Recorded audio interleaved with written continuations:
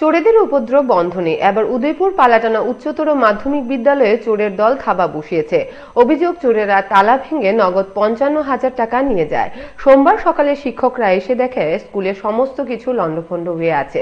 সঙ্গে সঙ্গে খবর দেওয়া হয় পুলিশকে, নিয়ে আসা হয় ডগ স্কোয়াড। পুলিশ মামলা নিয়ে ঘটনার তদন্ত শুরু করেছে। জানা গেছে এর আগেও বিদ্যালয়ে চুরি হয়েছিল। পরপর চুরির ঘটনায় নৈশকালীন নিরাপত্তা নিয়ে উঠেছে প্রশ্ন।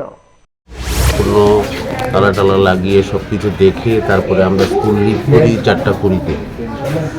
আজকে সোমবার 10 মার্চ, আজকে সকালবেলা প্রাইমারি সেকশনের টিচাররা স্কুলে এসে দেখে যে স্কুলের সমস্ত তালাগুলি ভাঙা এবং দরজাগুলি খোলা।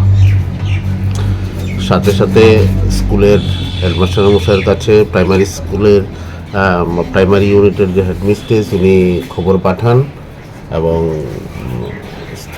সাথে সাথে হেডমাস্টার মশাই আমাকে জানান এবং আমাদের স্কুলের যে সমস্ত কলিগরা আছে সবার কাছে খবর পৌঁছায়।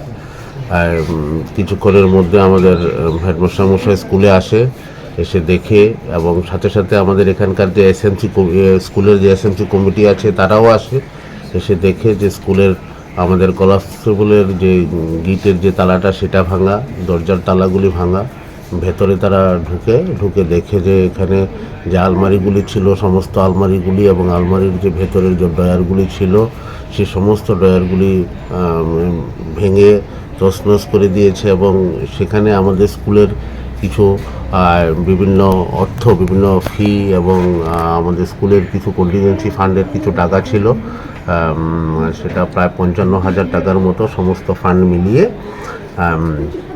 সেগুলি নিয়ে গেছে এবং যথারীতি থানাতে খবর দেওয়া হয়। থানার স্টাফ, কাকরাবন থানার স্টাফ তারা এসেছে, তারা এখন ওয়েট করছে।